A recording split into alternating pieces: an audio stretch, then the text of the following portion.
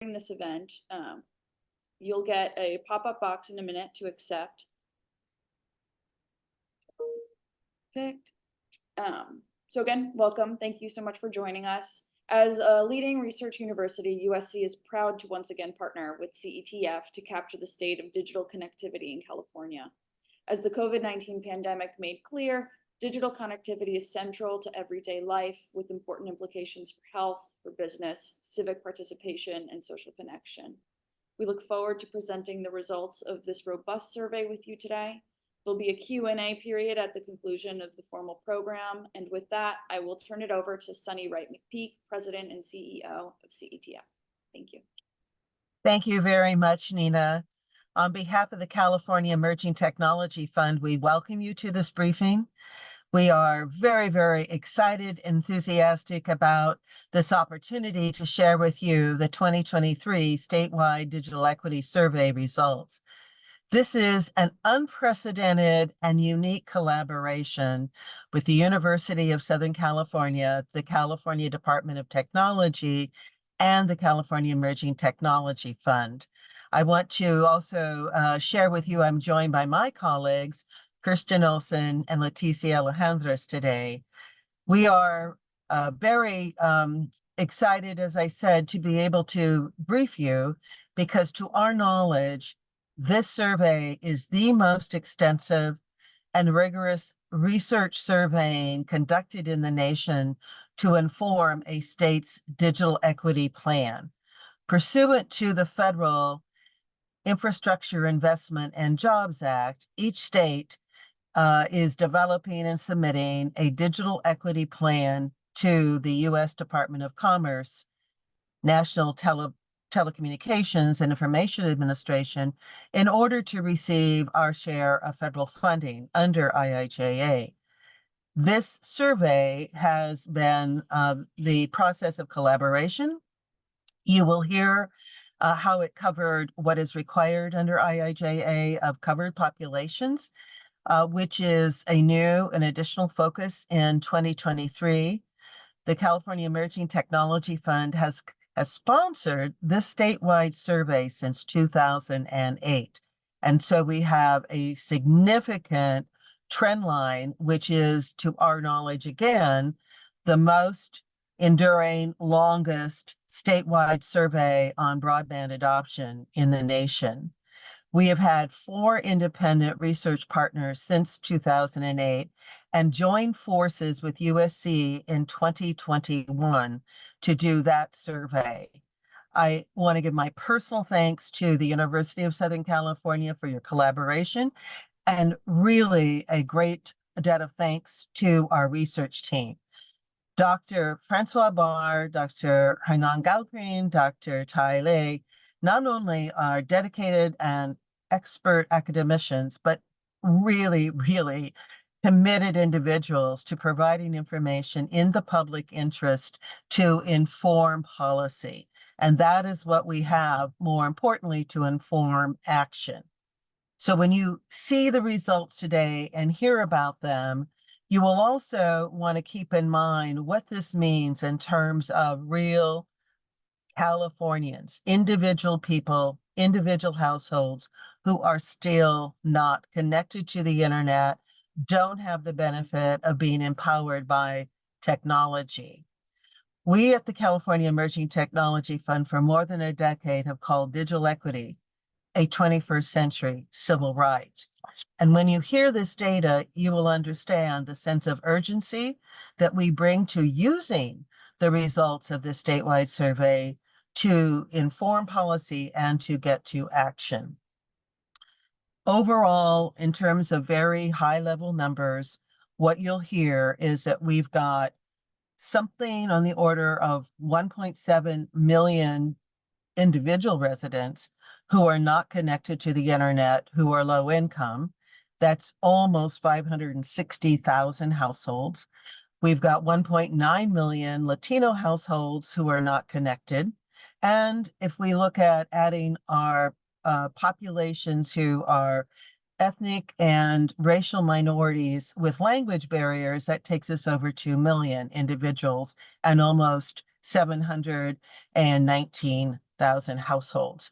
You'll see tangible progress in terms of what we've done in California since 2008, but we still have a long ways to go because our Latino families, people with disabilities, veterans, aging Californians are all still not connected to the internet in the same numbers as the rest of the population.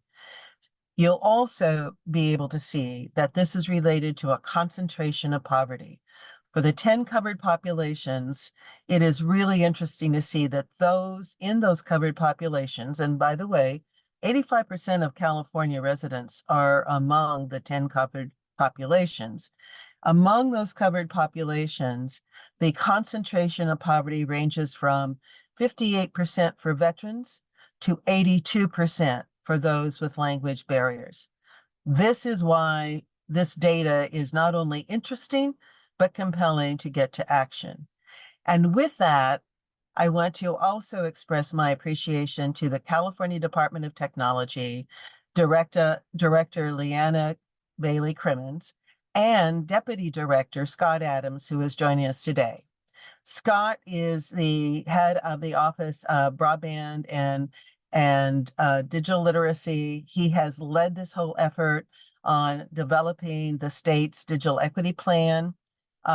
Really has hung in there with everybody, led the entire effort for planning, and truly never rests until we get to what we intend to accomplish, which is getting everybody online and achieving digital equity. So it's my great honor to introduce to you one of the hardest working colleagues I've ever had, and certainly very dedicated employee leader of the state of California, Mr. Scott Adams. Well, thank you very much, Sunny, and good morning, everyone. It's a pleasure to be here. As Sunny indicated, I'm Scott Adams. I'm the Deputy Director of Broadband and Digital Literacy at the California Department of Technology. As Sunny stated, our department was tasked by the governor and the state legislature with leading the development of the state digital equity plan, which is currently in draft form and open for public comment. I think, as Sunny mentioned, the goal of the plan, which was funded by a planning grant by the National Telecommunications and Information Administration, was to engage with California residents and stakeholders to identify and understand the digital equity barriers that residents face, particularly the covered populations, which Sunny referenced, and to develop strategies to overcome them with the goal of closing the state's digital divide. Would have to say we are very proud to have collaborated with the California Emerging Technology Fund and USC on the statewide digital equity telephone survey, which is one of the many extensive data gathering efforts that were part of the state digital equity planning process, which actually included establishing a statewide digital equity group, planning group, establishing 6 outcome area working groups to focus on how digital equity can empower policy outcomes in priority areas for the state, like education, access to healthcare, and workforce development.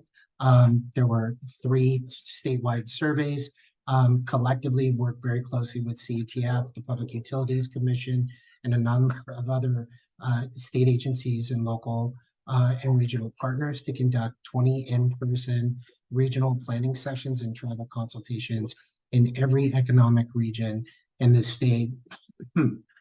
Excuse me, I've got a cold. And we also learned from numerous interviews, meetings, and consultations. In total, the planning process yielded input from over 50,000 California residents, and would have to say that the statewide digital equity telephone survey, which Sunny mentioned, is the largest of its kind in the nation, provided many of the baselines that have informed the state draft digital equity plan. I'd like to note that for any stakeholders or member of the public who are interested in reviewing the draft digital equity plan and providing comment to further shape the plan once it becomes final, it can be found on the state's Broadband for All portal digital equity planning page.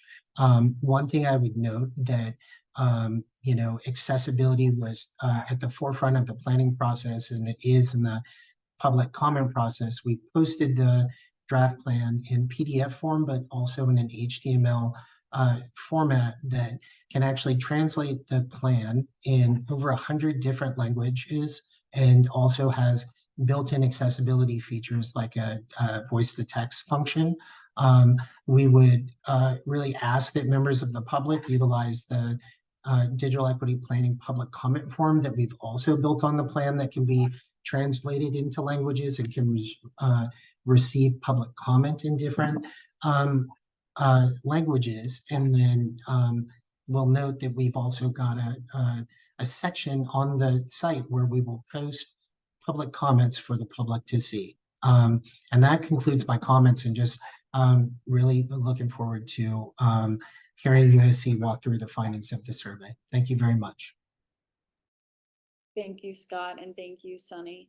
With that, we are pleased to begin the presentation of the survey results. It's my pleasure to introduce to you Professors Hernan Galperin, Professor of Communication at the USC Annenberg School for Communication and Journalism, Professor Francois Barr, Professor of Communication at the USC Annenberg School, and then Tai Lei, a research scientist at the USC Dornsife Equity Research Institute, and they will walk us through the results of this year's survey. Thank you. Good morning, everyone. I'm Hernan Galperin, professor at the Annenberg School, and I'll be leading the presentation of results. Am I allowed to share my screen? Yes, I just gave you permissions. Great, thank you.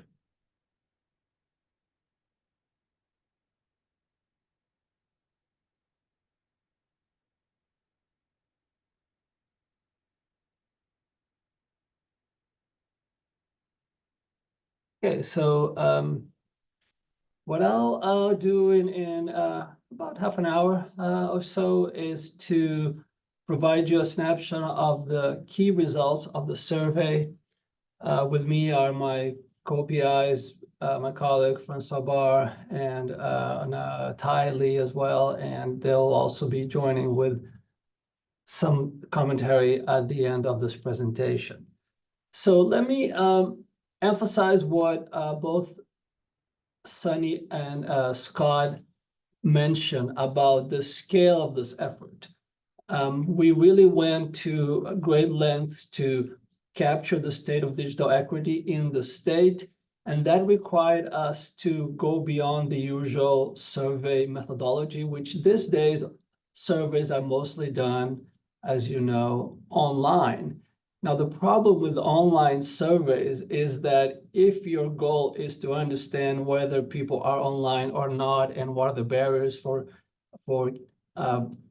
coming online or staying online, you simply cannot use an online survey because you are selecting your sample on the very variable that you're trying to understand and to measure. So we had to really go beyond the usual online survey, and we in a way went back to the telephone survey. So the RDD is the random digit dialing, which is randomly selecting and dialing, calling phone numbers. And we combine that with text to web, meaning those that didn't pick up the phone, we send them a text and invite them to fill this survey online. So this is what it's called a multimodal survey, and it's really an extraordinary scale that took several months of field work. We collected in 4 languages: English, Spanish, Mandarin, Vietnamese, and we organized the sample into our main sample, but we also wanted to understand digital equity in specific subpopulations. So what we also did was, it's called oversampling, that is oversampling specific populations of interest. And these are basically 3 populations of interest that we oversample. One are the population in rural areas, so small area populations that typically are not captured in a random sample. Second, we oversampled low-income folks. And finally, we obtained a list from the California Department of Rehabilitation to oversample people with disabilities. So in this table, you see we have our main sample, about 1,900 respondents, and then we add to that about 1,600 respondents in our oversample for a total of about 3,500. So a very large scale effort to truly capture the state of digital equity in the state of California. So let me move to our main topics today. So I'll go through each of the 7 topics and some of the key findings in these topics. But before I do that, I want to make sure that share with you a few of the key definitions that we use in this survey. So connectivity is our main topic, what we're trying to understand. So we essentially ask respondents whether they can connect to the internet at home. So residential connectivity is the key variable that we're trying to capture. And we are agnostic to technology, so people can say they connect at home through a fixed connection, DSL, cable, fiber, etc., from a mobile connection, 3G, 4G, 5G. And then on that basis, we first make a differentiation between those who are connected and those who are not connected, unconnected. Now, a second step is that we differentiate within the connected group those that we call underconnected, those that can only connect through a mobile connection, mobile broadband. So the first differentiation, again, is between the connected and those that are unconnected. And then within the connected, we differentiate between those who are connected through a high-speed residential access and those who are underconnected, meaning they can only access the internet at home through a mobile broadband connection. And second, something that I want to make sure that we on the same page. Sunny and Scott has both referred to the covered populations defined by the Infrastructure Act. So these are populations that are of specific interest to digital equity efforts. These are populations that have been disadvantaged and lagging behind in connectivity. And here's the list of the covered populations defined by the Infrastructure Act. So we've addressed and measured connectivity among all these populations, with the only exception of incarcerated individuals, which is a population that's extremely difficult and for a variety of reasons we couldn't capture this population. But we did capture all the other populations, and as mentioned, we oversampled in some cases to make sure we capture population in rural areas, low-income folks, and people with disabilities. So with that, let me turn to the main results. Let me start with the broad adoption trends. So as Sunny mentioned, broadband adoption has been growing over the years. In the latest results, we measure adoption at 91% of residents. So only about 9% of Californians cannot connect to the internet at home. Now has been stable for the last 2 surveys. So in 2021, we obtained essentially the same result. But the key difference is when you break down the connected between the really connected and the underconnected, we see that there's a drop in the underconnected, meaning fewer people are connecting only through mobile broadband. In fact, the number of underconnected folks is now half of what it was in 2021. It was 6%. Now it's only 3%. So we've seen that trend of more and more people getting connectivity through residential high-speed broadband. Now, in terms of covered populations, we see some interesting results where several covered populations have been closing the gap with the more connected groups. On the left, you can see that the gap in the age gap in connectivity has has decreased quite significantly between 2021 and 2023, particularly those 65 and older. And this is certainly the group that was most impacted by the COVID pandemic. So we see that effort of connecting the aging individuals really paying off and almost catching up to the other population groups. So really exciting results. Also, in terms of educational attainment, some catching up, although still some way to go, but some closing of the gap for those who are the less than high school group that's still lagging behind, but catching up with the rest of the population. And in terms of income, this is of course one of the key variables where we know digital equity is closely tied to income inequality. And we also see a closing of the differences between those that are earning less than 20,000 annual income, so the lowest income population, catching up also with the other income groups. So generally, good news in terms of closing some of the digital equity gaps that we've seen in the past, although as you can see, there's still some differences that need to be addressed. Now, in terms of covered populations, in this graph, you can see the different covered populations. What I want you to notice is the red numbers that indicate the number of people that are unconnected. So, for example, people whose language at home is not English, about 15% unconnected, low income, 13% unconnected. So these are populations that still lagging behind the overall connectivity. We present you both percentages and the raw numbers because some of the raw numbers are of note, particularly when they are small samples. We have to be careful with those results. But generally, we see that some of the covered populations are still behind the overall populations, particularly two groups that overlap quite a bit, those who speak language other than English at home and low-income folks that still have higher shares of unconnected than the rest of the population. And then going more into the race and ethnicity groups, we see that for our Hispanic or Latinx groups still underconnected 12%, so higher than other groups. Although in this case, again, interesting, or we have to make a note of some small sample size, particularly for African American, Native American, and so on. But generally, we see that the Hispanic Latinx population still lagging behind the other groups.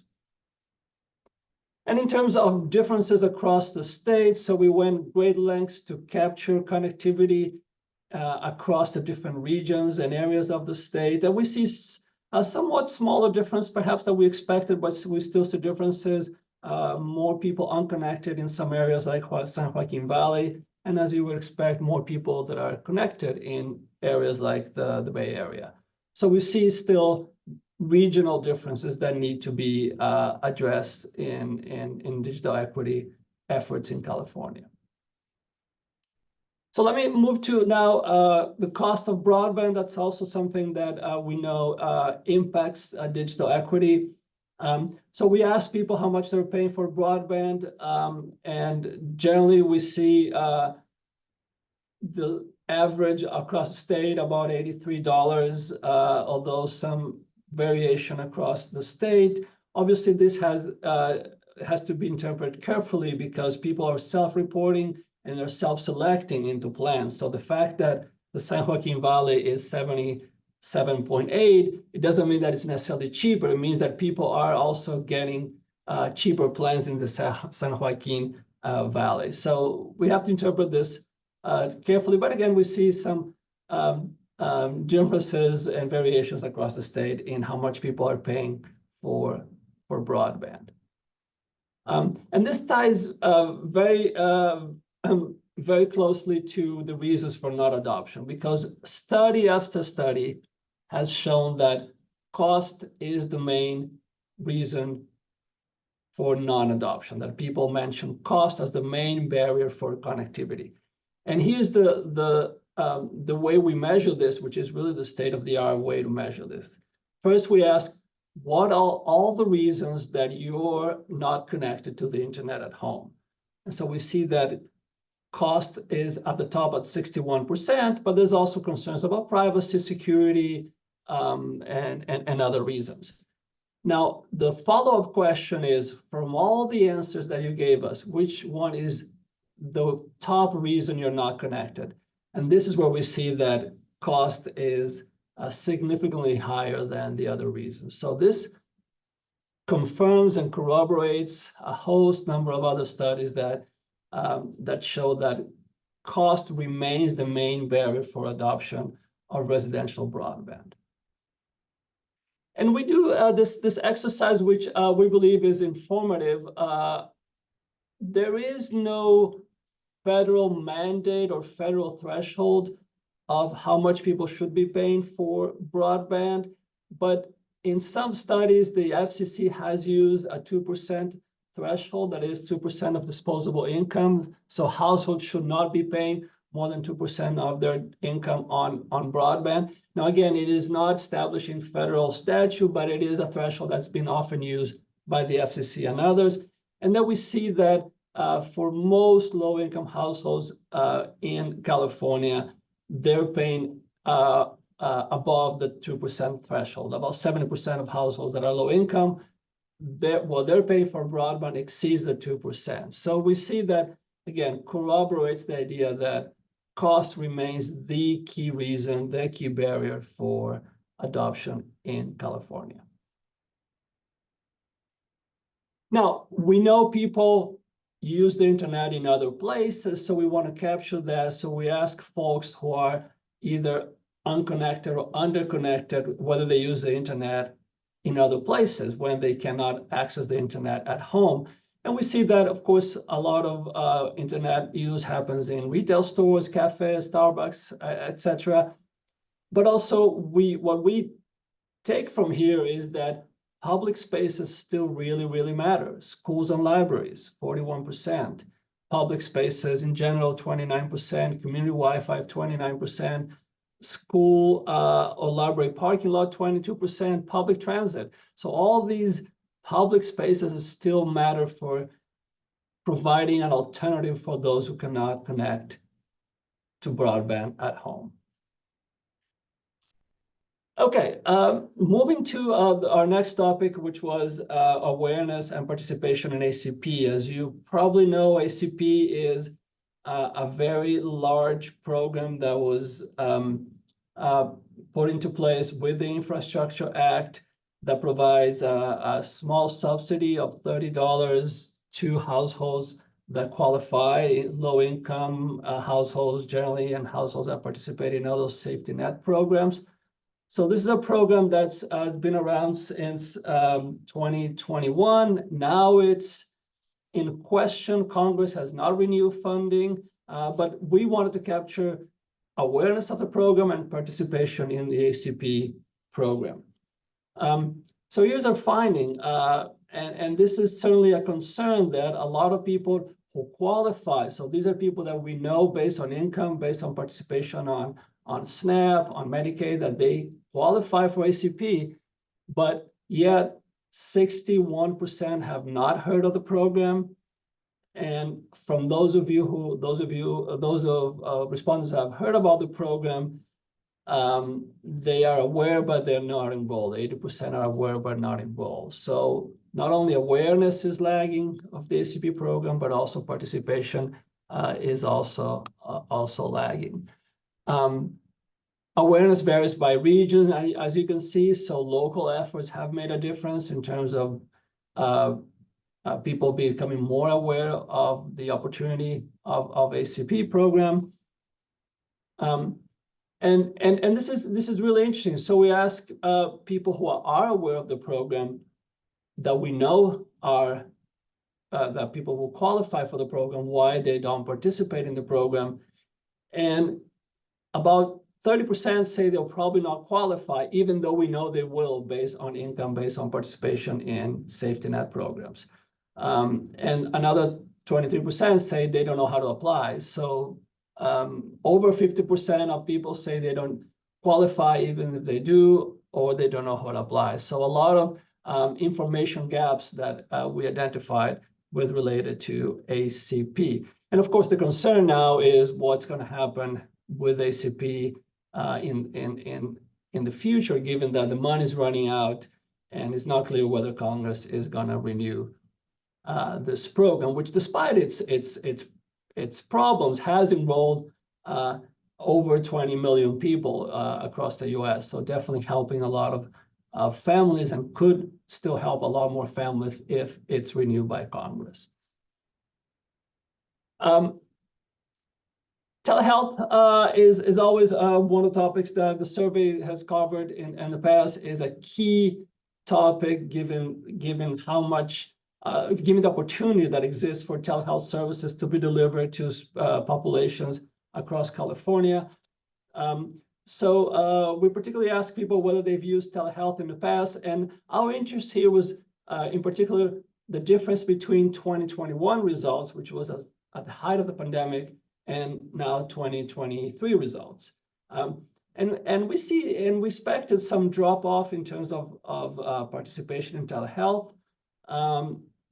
Perhaps the concern here is among the older adult populations, a drop of about 68 to 51.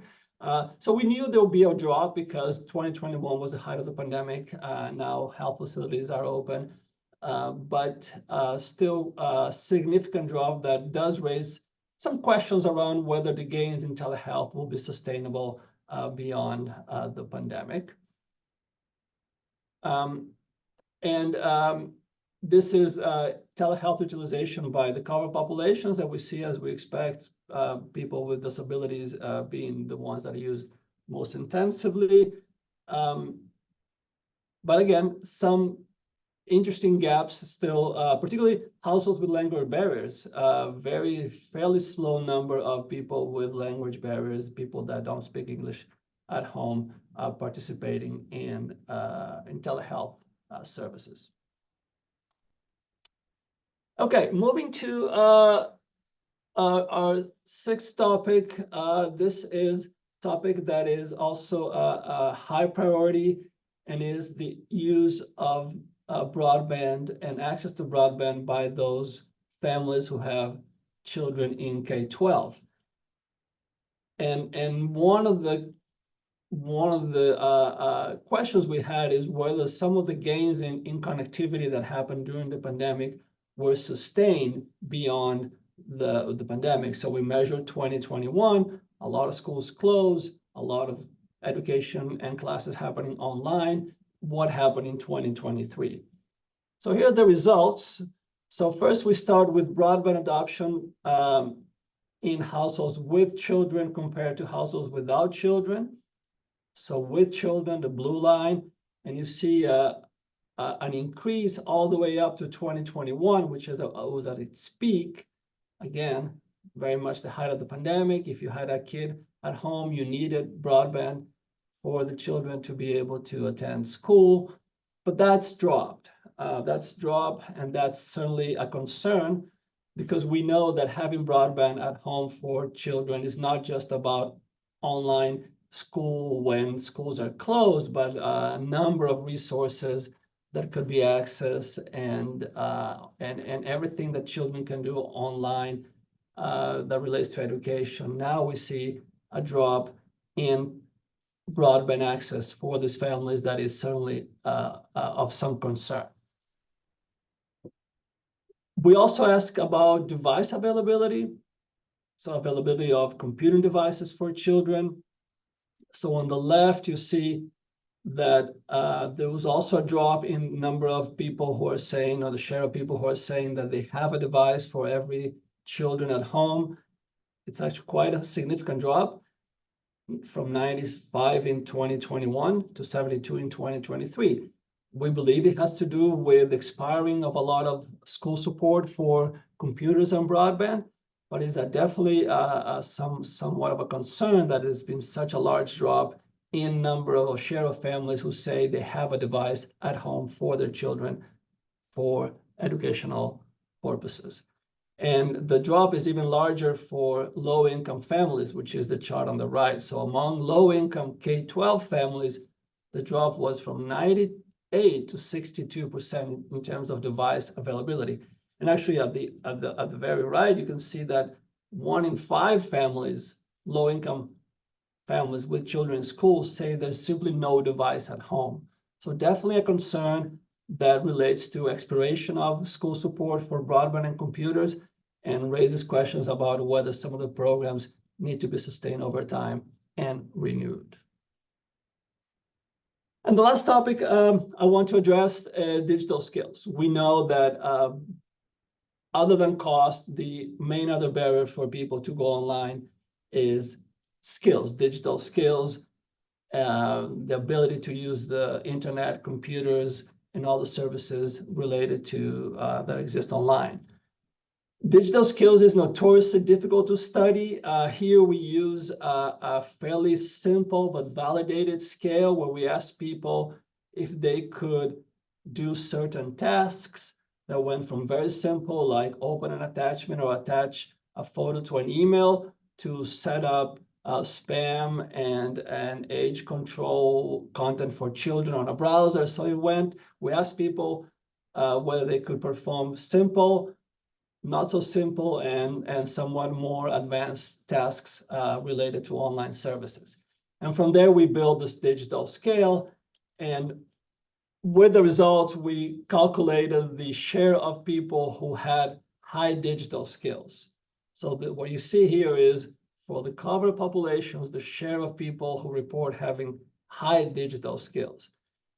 And as you can see, there's certainly some concern, for example, related to low-income households, households with language barriers, households with disability, older adults, as you would expect, lower digital skills than the rest of the population. So overall, 56% were considered high skills, but it drops all the way down to 40% for households with language barriers or low-income households. So a lot of effort still to be done to promote more digital skills so people can really take advantages of going online, of contracting broadband services at home.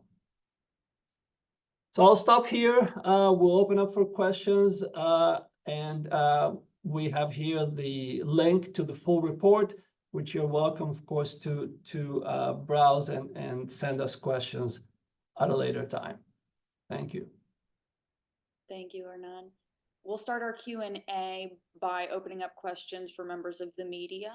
Then we'll move on to all other stakeholders before concluding the meeting. So if you have a question, we ask that you use the raise hand function and we'll call on you.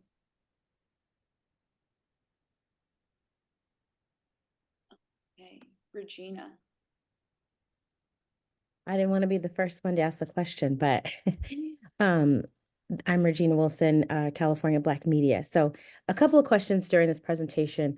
One, I'm glad that you guys now have a communications person, because I think I've heard like zero about this through the African-American community.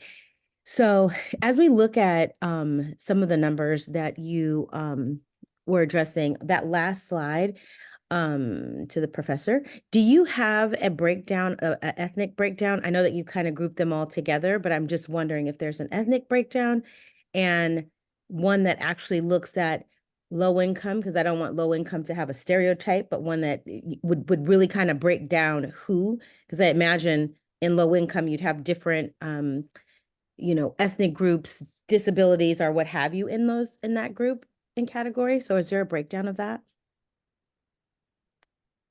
Yeah, thank you, Regina, for the question. So we do have a breakdown.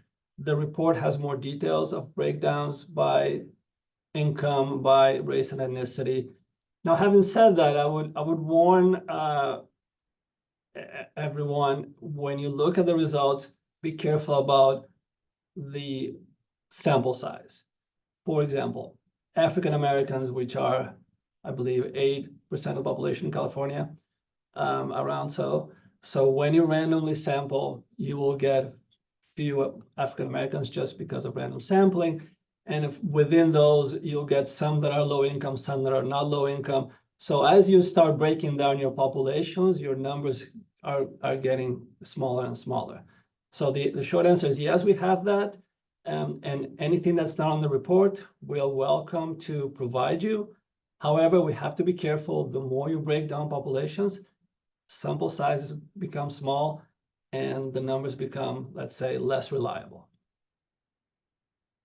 Thank you.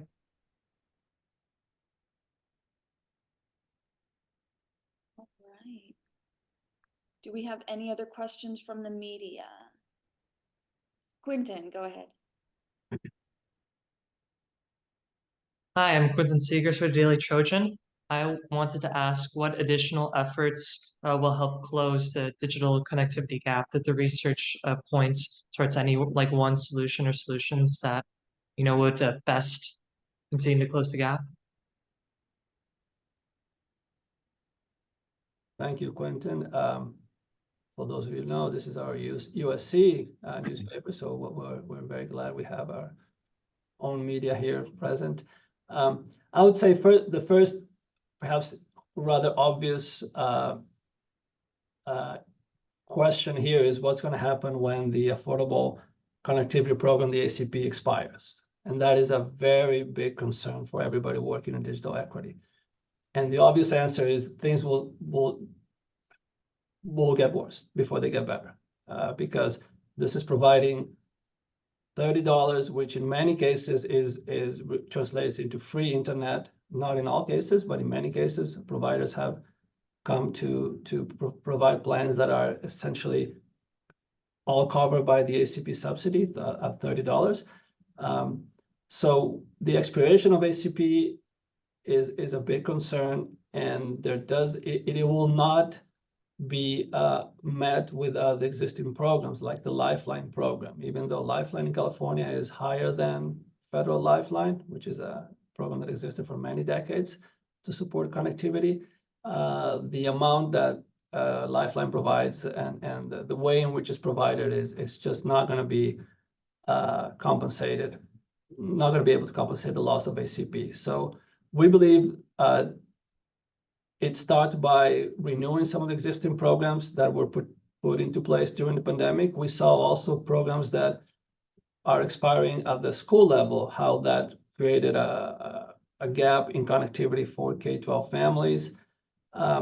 So our concern at this point is some of the support that families had during the pandemic starting to expire or already expire, and that we see those impacting the ability of people to go online.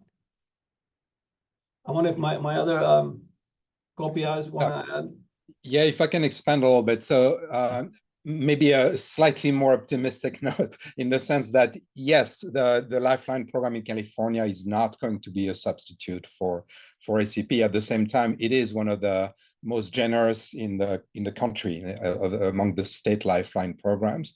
There's currently a number of debates going on about reshaping, reorganizing the Lifeline program, where it's funded, etc., which might be a place in which there are policy options to compensate for the end of the ACP program. I mean, again, we don't quite know exactly, but the FCC has basically announced that they will no longer take applications for ACP. The money is running out in April this spring. That doesn't preclude Congress doing something, although the odds of that are very long at this point.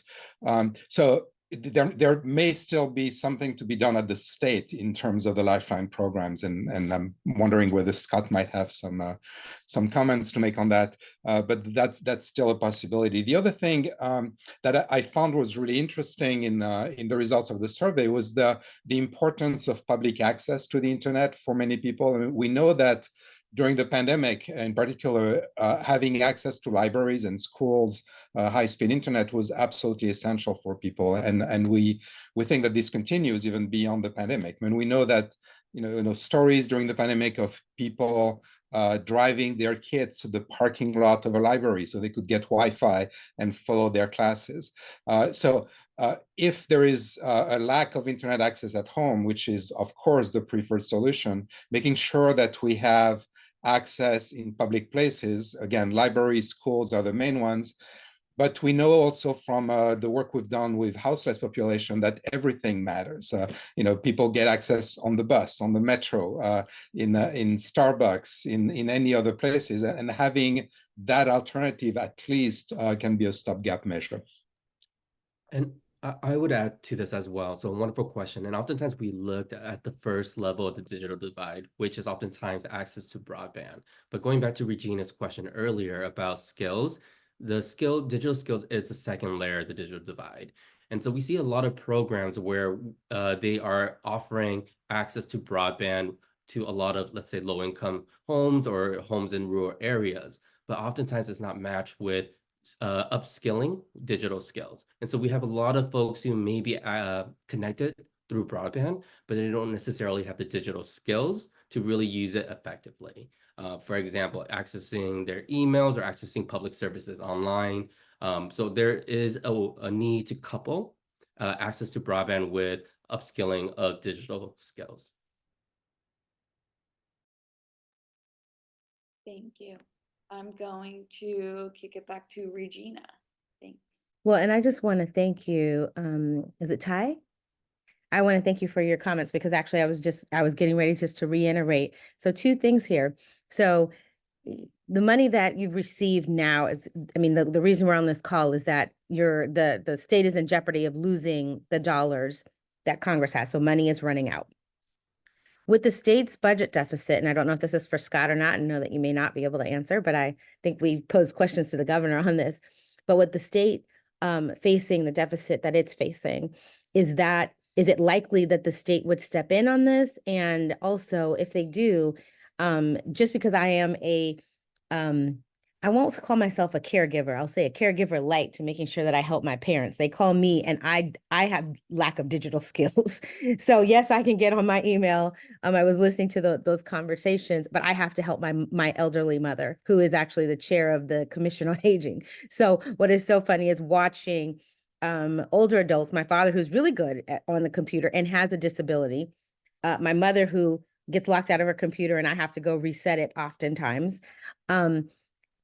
Will you be pushing for that, pushing for the access, but also making sure the digital skills are there? And we've hosted a number of briefings with the FBI, with our partners at Ethnic Media Services, also on the scams that are happening. And so with the advent of AI kind of going crazy, how much weight will be put on any kind of project that you propose to making sure that community actually is involved and engaged and has those digital skills?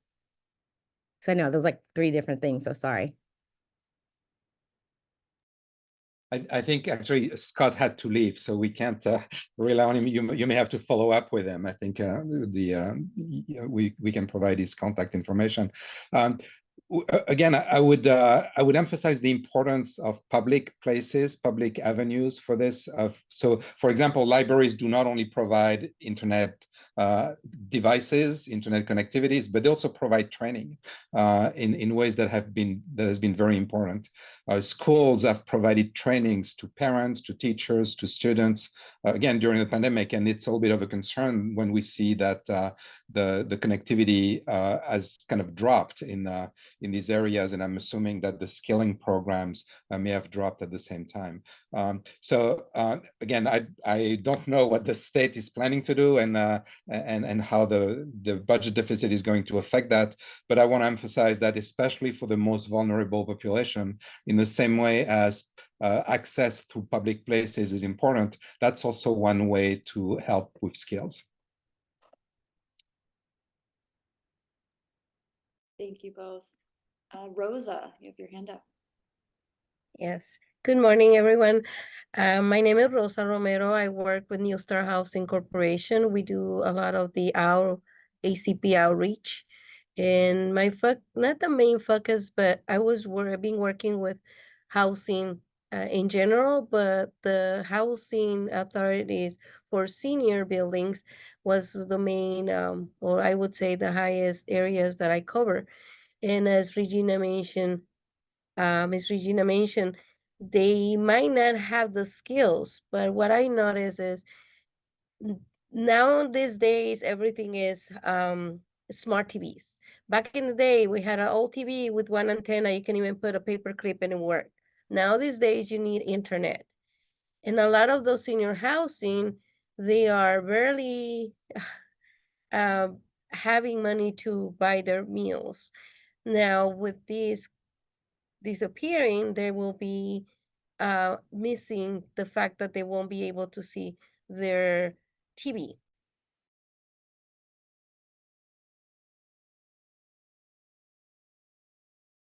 Oh, Rosa, you're muted. Sorry. I was just saying that a lot of the seniors that I help and support with the ACP applications. Not only that, but I noticed that they were happy to have the channels from different countries, and it's not just Latino countries, but Asian countries. And that was the way they felt connected to their roots and families, I would say. So now with these ACP going, what I see is a lot of people dropping off the internet. And again, we're gonna have a little bit of issues. But of course, the other concern is those families that I help with that have kids in school and they are not able to provide for internet. They might be also turning their internet programs off, and so it will be affecting a lot of the low income families. And I would say the biggest community to me, or the most concerns, are the students and the seniors, the senior community. Thank you. Thank you, Rosa. Thanks. I put a link in the chat of a previous study we did looking at public housing and access to the internet. One of the conclusions was that in public housing facilities, it has been especially important to have ambassadors, people who can help the older people you're mentioning. So usually it's young people from those housing projects who have been trained to help their elders connect, do these paperclip hacks that you're describing and helping other people. And that those programs are really important in terms of outreach. Some of them are still funded by some of the FCC outreach grants, again, which were part of the ACP outreach. So we don't quite know what the future of that is, but I'm assuming the money that's been allocated so far is not going to be recalled, and that it will still be used to that. And so again, outreach through institutions, especially public housing, is really important. And I see we have Corey on the call as well. Corey, I see your hand up. You can go ahead. Hi, my name is Corey Walker. I am with Broadband Breakfast. My question was largely like, I see that obviously Latinos tend to struggle the most in regards to having their broadband connection. I will want to ask, like, do you think that is largely just a function of like the fact that economics and race, tend to be correlated or tied together, that since there are a higher amount of lower income Latinos, or maybe Latinos with undocumented family members in the household, that since that is their economic situation, that makes it harder for them to be able to afford to connect with, harder for them to afford broadband. And also, you mentioned that many families don't understand about the ACP program. Do you think maybe like language barriers and that may be an issue for Latino community, provided many of them may not, a good deal may be undocumented? Yeah, thanks, Corey, for the question. I think you've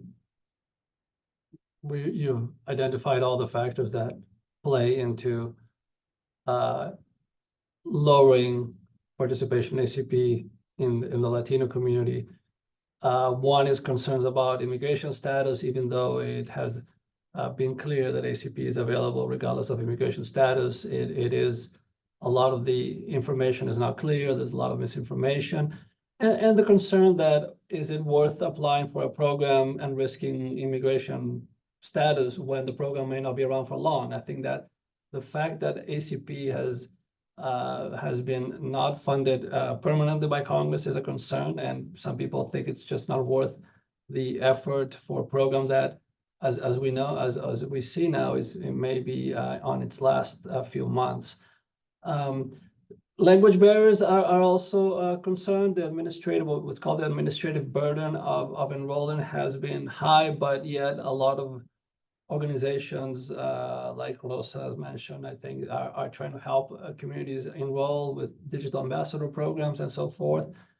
So I think it's a combination of economics, a combination of language barriers, and a combination of information gaps and concerns about sharing data with federal and government and other agencies for, again, a program that may not be sustainable in the future. Thank you. Now I see we have a few more members of the media on the call, and before we open up the Q&A to the full group, I just wanted to do a last call for questions from media.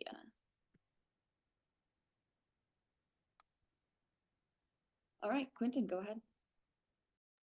Thank you. I wanted to ask, on one of the slides, it says, why are you currently not enrolled in ACP or other discount programs? And 20.8% of respondents said, I don't need it. Also at the top of the slide, it says like the headers, lack of information / misinformation. So I wanted to ask, what's like your researchers, what are your reactions to that? 20% people saying I don't need the discount programs, and how does misinformation and lack of information play a role in that possibly? Yeah, thanks, Quentin. And this is, I would say, is that an issue that has been debated in the digital equity research community for a long time.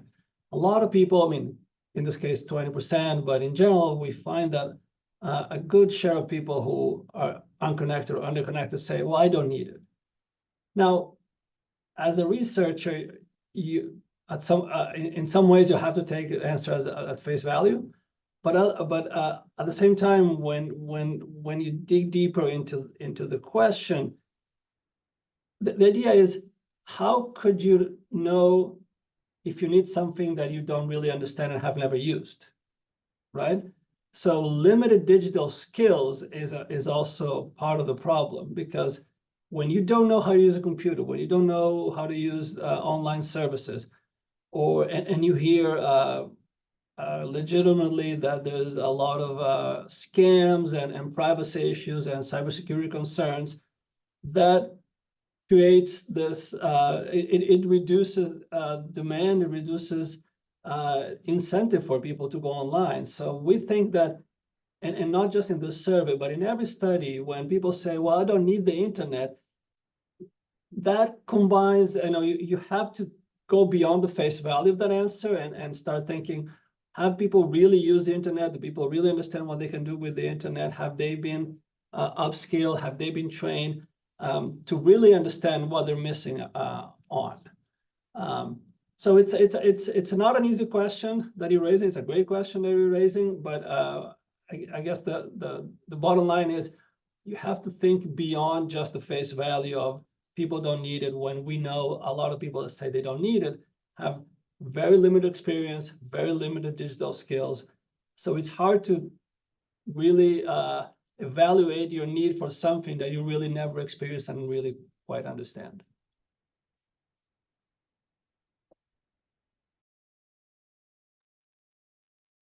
Thank you both. Now we are happy to open up the Q&A to the full group. If anybody has any additional questions for our researchers, raise your hand, please.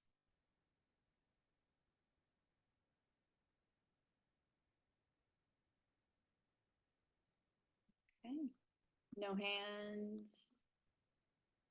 Going once, going twice. Okay. I think we're all set. Thank you all. Oh, well, actually, Raquel, thank you so much for raising your hand. You can go ahead.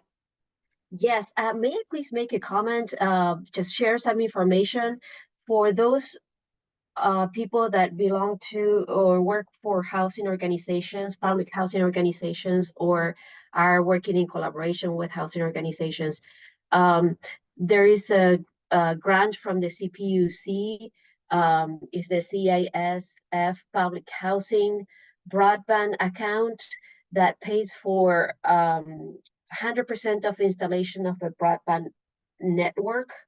And so it includes everything from electrical work to all the devices, the warranty for the devices. And if you have some funding or you have the means to commit to paying for the actual service, they will pay for 100% of installation. So if you have any questions or if you want to know more about it, you can please contact me. I'm Raquel Sinat at the CETF. Thank you. I'll put my email address on the chat section. Thank you, Raquel. Judy, I see your hand up. Hi, thank you. I work with tribal communities, and I'm wondering if you were able to reach tribal communities with your survey. I know, especially in our rural areas, our rural rancherias, there's a serious issue of the availability of internet services. And yeah, so that I'm just wondering if you were able to hit tribal communities. Thank you. Thank you for the question. The short answer is no. We've done random sampling, which means we've captured very, very few members of tribal communities. I think there are less than a dozen, if I recall. So for that, you really need to do more specific targeted work. We've done some work with tribal communities, and tribal broadband is a major issue. And in other work that we've been doing, we identify precisely what you mentioned, the lack of often the lack of supply really that exists in those areas, which even if going beyond cost, going beyond digital skills, is simply areas that are very significantly under provision for internet and broadband services. But again, in this survey, we've barely captured any member of tribal communities. So this will need a new study. Thank you. Rosa, you're up. Yeah, I do have a question. It could be that you're more informed than I am in that area, of course. Do you think there is a possibility that they might extend, or they would extend in the future with the ACP as they have the Lifeline program? That will be a really great opportunity to continue working with them, because I feel like not only they felt intimidated by the fact that we needed to ask for documentation for enrollments, but if they see it continuing, then it will be easier for people to know about ACP. So do you think there is or as a wishful thought that they can leave it as a Lifeline program? And thank you. Well, thanks for the question. I think we certainly hope that some solution will be found. Again, given the current functioning or dysfunctioning of the Congress, it's unclear whether this will be resolved before April.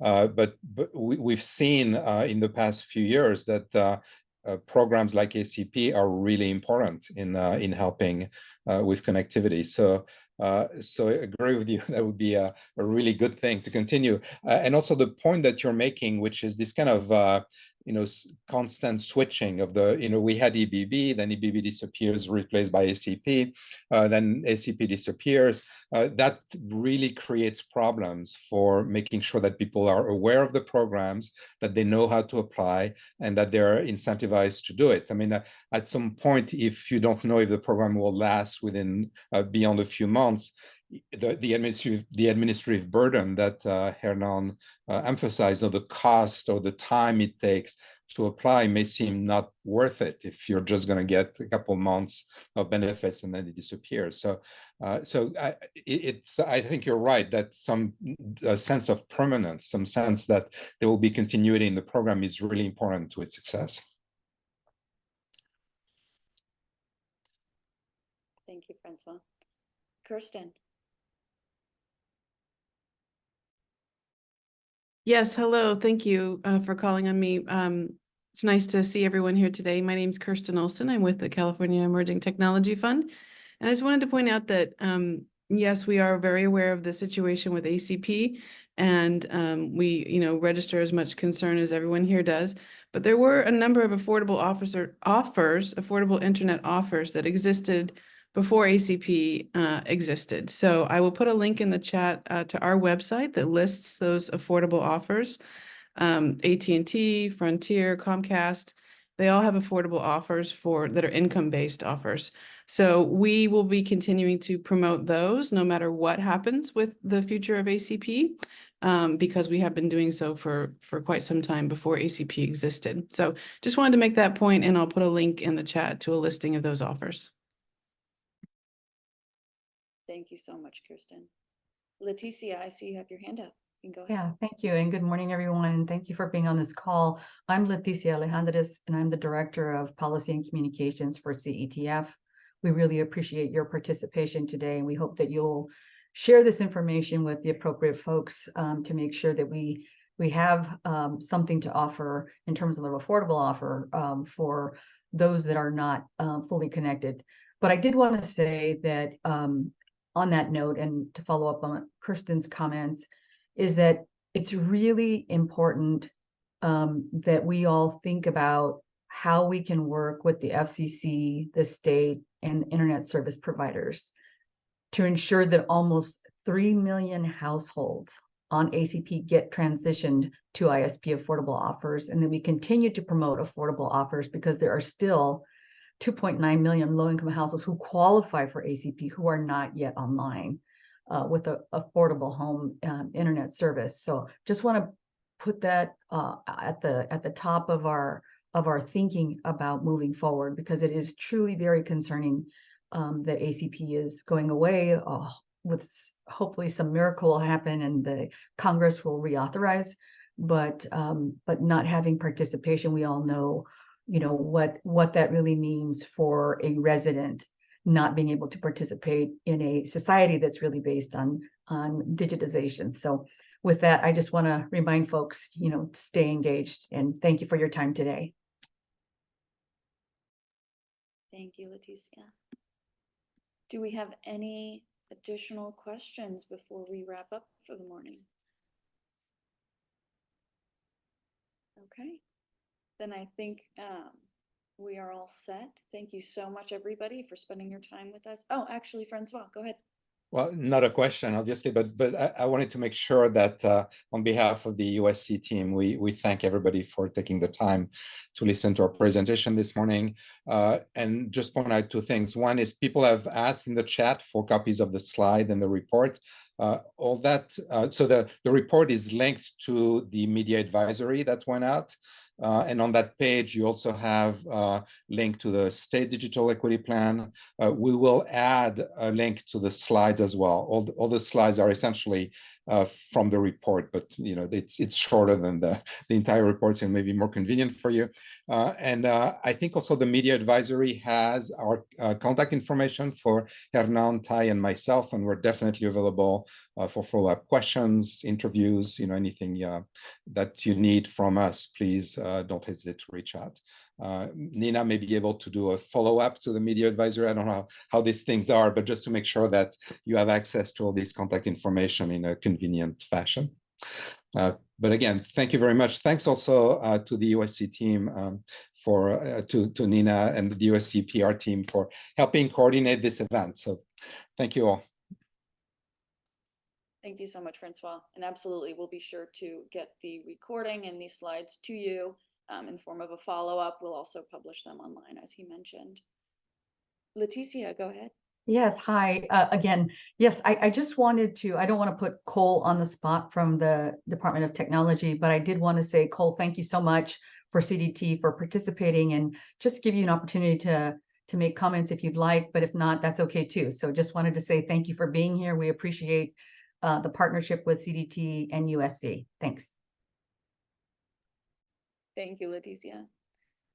With that, we will let everybody go, and we thank you once again for spending the morning with us to review the results of this important survey. If you have any questions, our contact information is in the release that went out, but you'll be hearing from us again soon. Thank you so much.